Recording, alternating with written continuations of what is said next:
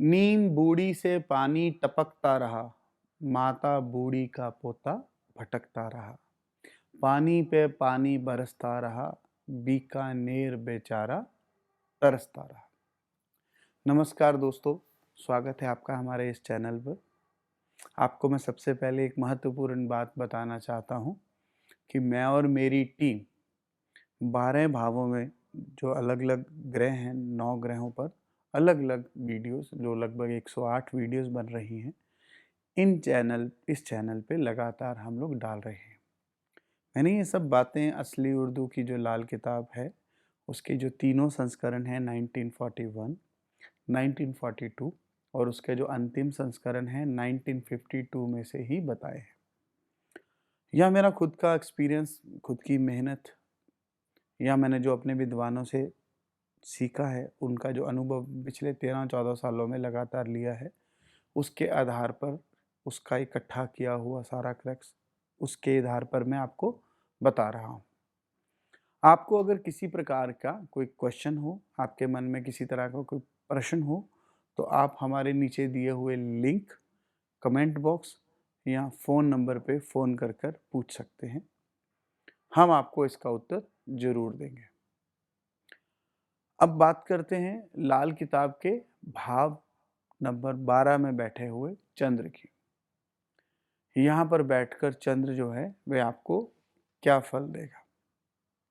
इस भाव में जो चंद्र है वह बहुत अच्छे फल नहीं दे पाता, ऐसा लिखा है किताब में। इसे रात के वक्त सैलाब और तूफान से बस्तियां उजाड़ने वाला दरिया कहकर पुकारा गया है। ऐसे इंसान की मन की इच्छा कम ही पूरी होती है। उसे मन की बात तकरीबन उसके ऐसे लोगों का जो मैंने देखा है, मन की बात है मन में ही रह जाती है। दिमागी परेशानियां उसके कारण उसकी रात की जो नींद है वह हराम ही रहती है। वैसे ऐसा इंसान हमेशा बुद्धिमान और गंभीर किस्म का होता है।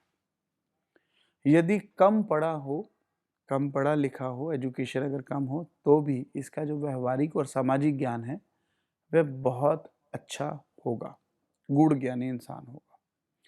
दोस्तों, ये एपिसोड थोड़ा लंबा है। हो सकता है कि आपको अगर इसे पूरा इसका फ़ायदा लेना है तो आप इसे पूरा ज़रूर सुनिएगा। चंद्र 12 जिन लोगों का है उनके लिए ये बहुत ज़्यादा ज़रूरी है कि चंद्र 12 वाला कम बोलता है। इसे ऐसा करना नहीं चाहिए, ना ही इस इंसान को गुमसुम रहना चाहिए। इसे अपना हक नहीं मांगना आता है। इससे भी इस इंसान को परहेज़ करना चाहिए। अपने हक की बात को इसे हमेशा आगे रहकर मुखर होकर उठाना चाहिए, ताकि इसका अधिकार मर ना जाए कहीं। मंगल, केतु, बुध किस भाव में बैठे हैं, उससे इसकी किस्मत का फैसला अमूमन होता है। इसलिए अच्छे ज्योतिषी को इसका विचार भी करना चाहिए। इसलिए मैं बारी-बारी इन ग्रहों के हर भाव में बैठे होने से चंद्र का फल क्या मिलेगा, वह आपको बताने जा रहा हूँ। आप इसे ध्यान से सुनिए या आप इसे नोट कर लीजिए, ये आपको काफ़ी मदद करेगा। मंगल यदि पहले भाव में हो, तो ऐसा इंसान उसे राज दरबार में ज़हर के बदले शहद मिलता है, यानी कि अब चंद्र अच्छा फल देगा। मंगल अगर भाव नंबर 2 में हो, तो ऐसे इंसान के जो ससुराल हैं, उनकी जो आमदन है वह बहुत ज़्यादा होगी और उस दौलत का फ़ायदा जो है वह इस इंसान को भी मिलेगा। इसी तरह से मंगल यदि भाव नंबर 3 में हुआ, तो इस इंसान के भाई, चाहे वह रियल है या कज़न है, पानी की बजाय दूध में नहाते होंगे। ऐसा लिखा है लाल किताब में, मतलब बहुत अच्छी पोजीशन पे होंगे। अगर मंगल 4 में हुआ, तो अपने या आपके पिताजी के बड़े भाई, उम्र चाहे आपकी उसकी कितनी भी हो, पर उनके बारे में ऐसा लिखा है कि वह कभी भी लंबा दुख नहीं देखेंगे और एक सुखी शांत जीवन जिएंगे। मंगल 5 में हो तो इसकी जो औलाद है उसका नेक और अच्छा जो फल है वह मिलेगा, ऐसा लिखा गया है। इसी तरह से अगर छठे भाव में मंगल हो तो लड़कियों का, ननिहाल का, ऐसे रिश्तेदारों का जो सुख है वह अच्छा होगा, वे सब सुखी होंगे, उनके यहाँ पर हर तरह की सुख सुविधा मौजूद होगी। सप्तम भाव में अगर मंगल बैठा हो चंद्र 12 के होते हुए तो गृहस्थी का सुख, जीवन साथी का सुख उम्दा रहेगा। इसी तरह से अगर मंगल अष्टम भाव में हो यानी 8वें भाव में हो तो दुनिया में जो ये इंसान आया है ये तो एक दिन जाएगा ही, लेकिन ऐसा इंसान अब अच्छी और सुलभ मौत मरेगा, गल सड़कर या बीमारी से नहीं मरेगा। इतनी ऐसी असरदार बातें लिखी हैं लाल किताब में। मंगल भाव नंबर 9 में हो तो बेशक इसके जो बुजुर्ग हैं इसे चाहे घर से निकाल दें, पर उनकी खुद की जायदाद जो जागीरें हैं वे बहुत होंगी, यानी कि बुजुर्ग बहुत लंबी जागीरों के मालिक होंगे। मंगल भाव नंबर 10 में हो, इस इंसान पर कितनी भी मुसीबत पड़े ऐसा इंसान उसे हंस के झेलेगा, ऐसा लिखा है। और इसी तरह से अगर मंगल 11वें भाव में हो तो ऐसे इंसान को अगर इसने किसी तरह का गुनाह किया हो या वो गुनहगार हो तो भी इसके गुनाह का फैसला करने वाले इसे बेगुनाह साबित कर देंगे, इसके मुंसिफ ही इसे प्रॉब्लम से बाहर निकाल देंगे। और यदि मंगल भाव नंबर 12 में हो, अब इसकी जो ज़िंदगी है वह हर तरह से आराम, कंफर्ट आदि में गुजरेगी। ज़िंदगी में चंद्र 12 का जो जहरीला असर है वह नहीं होगा। दोस्तों ये जो मंगल के सारे असर मैंने आपको बताए वे अलग अलग भावों में थे, चंद्र 12 के वक्त मंगल के हिसाब से बोला है। इसी तरह से अब बात करते हैं कि अगर चंद्र 12 में हो तो बुध अगर 12 भावों में कहीं भी बैठा हो तो तब क्या असर देगा चंद्र। अगर बुध भाव नंबर 1 में हो तो इंसान कभी भी सरकार से लंबा फायदा नहीं ले पाएगा। अगर भाव नंबर 2 में बुध बैठा हो तो ससुराल खानदान बेहद तकलीफ में होगा और हालात उसके मंदे ही होंगे। इसी तरह से अगर बुध भाव नंबर 3 में हो तो इसके जो भाई हैं वह दुखियां होंगे, उनके बाजू या उनके जो उसके साथ अगर इनके रिलेशंस हैं वह तार तार हो चुके होंगे।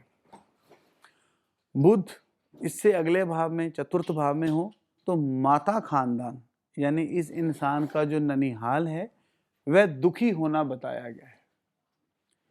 इसी तरह से बुध का पंचम भाव में होना औलाद को और कभी कभी कुछ ना कुछ तो तकलीफ ऐसी होती है जो वह दे ही देता है।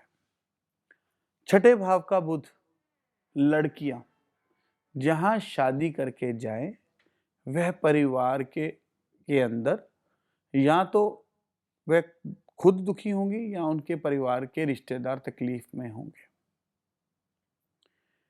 यही योग बुध अगर सप्तम भाव में हो तो ऐसे इंसान की गृहस्थी के ऊपर बताया गया है, यानी कि उसकी जो गृहस्थी है वह गड़बड़ देखी गई है। बुध जैसे जैसे भाव बदलता है वैसे वैसे उसके चंद्र 12 के ग्रह के असर चेंज हो जाएंगे। बुध अगर अष्टम भाव में हुआ तो देखा गया है कि ऐसे इंसान को लंबी बीमारियों पर पैसे बहुत खर्च करने पड़ते हैं। और बुध अगर भाव नंबर 9 में हुआ तो ऐसे इंसान के बुजुर्ग होते हुए भी ये उनकी जो जायदाद है वह या तो ये नहीं ले पाएगा या उनकी जायदाद नहीं रहेगी, या फिर या वह जायदाद कम हो चुकी होगी या वह जायदाद उजड़ चुकी होगी। इसी तरह से बुध अगर भाव नंबर 10 में हुआ तो अक्सर देखा गया है कि ऐसे इंसान पे अचानक मुसीबत आती है, अभी राजा था अभी रंक हो गया, ऐसे हालात बन जाते हैं। बुध अगर एकादश भाव में यानी कि 11वें भाव में हो तो बंदे पे ऐसी तकलीफ आएगी कि उसने अभी गुनाह भी कोई ना किया हो तब भी उसे सजा मिल जाती है, यानी कि बेगुनाह होते हुए भी उसको सजा मिल जाएगी। और अगर बुध 12वें भाव में हुआ तो ऐसा इंसान जिस भी किसी शख्स के भरोसे काम करेगा या भरोसे में रहेगा, जिसके सहारे पर वह आगे बढ़ना चाहेगा या जिसके सहारे पर वह बचना चाहता होगा, वही इंसान इसे धोखा दे जाएगा, वही इंसान भाग जाएगा, इसकी मदद नहीं करेगा। दोस्तों इसी तरह दूसरे ग्रहों के अनुसार अलग अलग हालात और फल बयान किए हैं लाल किताब में, पर सभी ग्रह इस और उनके जो फल है वह इस एक ही एपिसोड में कहना मुश्किल है। हाँ, एक बात जरूर है कि अगर इस इंसान का सूर्य और बृहस्पति उच्च फल के हों या नेक असर दे रहे हों या आपने उपायों से उन्हें नेक कर लिया, तो चंद्र ऐसे इंसान को अपना जहरीला असर नहीं देता। ये आपको बात याद रखनी चाहिए। उसके जो हालात हैं ये दोनों ग्रह नेक कर देते हैं। दूसरा जो बातें मैंने कही हैं वह हालात जरूरी नहीं है कि हर वक्त हो। ऐसे हालात उम्र के कुछ खास हिस्सों में ही अपना असर दिखाते हैं, ये बात आपको याद रखनी चाहिए। और उनकी जानकारी आपको किसी अच्छे लाल किताब ज्योतिषी से मिल जाएगी या आपको मिलकर लेनी चाहिए, इससे आपको फायदा ज़्यादा होगा। पर आपको इसका सबसे अच्छा फल लेने के लिए एक उपाय मैं आपको बताता हूँ। ऐसे इंसान को बारिश का ही पानी इकट्ठा करके घर में स्टोर करके रखना चाहिए, ताकि चंद्र जो है वह अपना असर नेक कर दे और अपना मंदा असर बंद कर दे। एक और सलाह मैं इस इंसान को देना चाहूँगा कि जिसका चंद्र 12वें भाव में हो, ऐसे इंसान को चाहिए कि वह अपने माँ बाप की या पुश्तैनी जायदाद को कभी अपने नाम पर सीधा ना लिखवाए, बल्कि हो सके तो उसे सीधा अपनी पत्नी या बच्चों के नाम पर ही लिखवा दे, क्योंकि चंद्र 12 जद्दी जायदाद का सुख मंदा कर देता है और ऐसा इंसान बुजुर्गों की प्रॉपर्टी धन दौलत को संभाल नहीं पाता। इसलिए अगर वह अपनी बजाय अपने बीवी बच्चों के नाम पर वो ये जायदाद या पैसा सब लिखवा देगा तो इसका मंदा असर नहीं होगा, परंतु खुद की जो बनाई हुई जायदाद जमीन है वह इस वहम के अंदर नहीं आएगी, वह इस वहम से भरी होगी। उसके लिए आपको कोई वहम नहीं है। आपकी उम्र जब भी 24 साल, 28 साल, 35 साल, 46 साल, 46, 48, 55, 59 इन सालों में आपकी या आपके ससुराल की जायदाद या आपकी माली हालत में थोड़ा या ज़्यादा नुकसान होता है, ऐसा देखा गया है और ये अनुभव भी है। कभी कभी इन सालों में खुद की या ससुराल की प्रॉपर्टी के बिकने के भी योग बन जाते हैं। अगर किसी का ऐसा है तो वह उसका अनुभव रहा होगा ऐसा। इसलिए आपको चंद्र के जो उपाय हैं वे जो मैंने बताए हैं वे आपको ज़रूर करने चाहिए। अब बात करते हैं तालीम की। इस भाव के जो चंद्र को लाल किताब में बरसात का या आसमान का पानी कहा है, यानी कि जो जमीन के नीचे चला गया तो वह नदी नाले कुएं तालाब सब भर देगा और उसका नेक असर होगा। और अगर वही पानी नाली में चला गया, सड़क पे चला गया तो कीचड़ कर देगा, गंदगी फैलाएगा। यानी या तो जैसे जैसे ये इंसान पढ़ता जाएगा घर जायदाद का फल बर्बाद होता जाएगा, और अगर इसके सूर्य और बृहस्पति अच्छे स्थान पर हैं और इसने जो ये ऐसा इंसान है इसने अपना चंद्र जो है वो कायम किया हुआ है, तो फिर इस इंसान को तालीम का फल भी बहुत उम्दा मिलेगा। अगर पढ़ाई ना भी हो तो ऐसा इंसान पढ़े लिखों का बाप जरूर कहलाएगा, ये बुलंद आवाज में कहा गया है लाल किताब में। अब बात करते हैं एजुकेशन की, क्या फ़ायदा देगी, कौन सी एजुकेशन फ़ायदा देगी। ऐसे इंसान को फॉरेन लैंग्वेजेस ज़रूर पढ़नी चाहिए, फॉरेन लैंग्वेजेस से इसको फ़ायदा मिलेगा। जो सीक्रेट इश्यूज़ हैं, गुप्त ज्ञान है, उस पे जो वो हमेशा फ़ायदा देते हैं। रिसर्च वर्क किसी भी तरह के बिजनेस का हो, इसको फ़ायदा देगा। ये सब बातें आपको याद रखनी चाहिए। बात करते हैं कि क्या कारोबार है जो आपको फ़ायदा देंगे। पेट्स के साथ रिलेटेड, पालतू जानवरों के साथ रिलेटेड बिजनेस कैसे भी हो, सेल परचेज वगैरह के, इसे सब फ़ायदा देंगे। किसी भी तरह के लिक्विड प्रोडक्ट, इन सब से बचना चाहिए। कपूर का जो कारोबार है, अगर वह आप कर रहे हैं या उससे किसी तरह की डीलिंग है, तो आपको नफ़ा देगी। उपाय क्या करने चाहिए? मैंने पहले भी बताया कि बारिश का पानी आप अपने घर में रखिए और भूल के भी छत के नीचे कुआं या ट्यूबवेल आदि आपको नहीं लगवाना चाहिए, ये बहुत ज़्यादा जहरीला असर देगा। किसी भी तरह की एजुकेशन हो, उसका दान आपको नहीं देना चाहिए। गरीब बच्चों को पढ़ाई की वस्तुएं या उनकी कोई ट्यूशन वगैरह की फीस भरनी, आपको भूल के भी ऐसा मत करिए। आपको भगवान शिव को कच्चे दूध का स्नान करवाना, शिवलिंग को कच्चे दूध का स्नान कराना बेहद फायदा देगा। कभी भी भूल के भी फ्री में किसी को सलाह नहीं देनी, कभी भूल के भी अधिक चुप्पी या मौन धारण नहीं करना। आप हमेशा खुश रहिए, भगवती आपको कृपा करेगी। भूल के भी आपको रात का दूध नहीं पीना चाहिए, ये भी आपको याद रखना चाहिए। दोस्तों, जो चंद्र है वह सबसे तेज गति से आकाश में 12 राशियों में गोचर करता है और लगभग 2.5 दिन में वह एक राशि से निकल कर दूसरी राशि में चला जाता है। इसी प्रकार से बाकी 8 ग्रह भी इसी तरह से अलग अलग समय लेते हैं। जैसे कि जो शनि महाराज हैं वह 2.5 साल रहते हैं एक राशि में, और जो राहु केतु हैं लगभग 18 महीने। इसी तरह एक दिन में एक जो लगन है वह भी हर 2.5 घंटे बाद बदल जाता है और उसकी जो डिग्री है वह हर पल हर मिनट बदलती रहती है। इसलिए कभी कभी जन्म तारीख में थोड़ा सा भी अंतर आ जाए तो जातक का फलादेश बदल जाता है।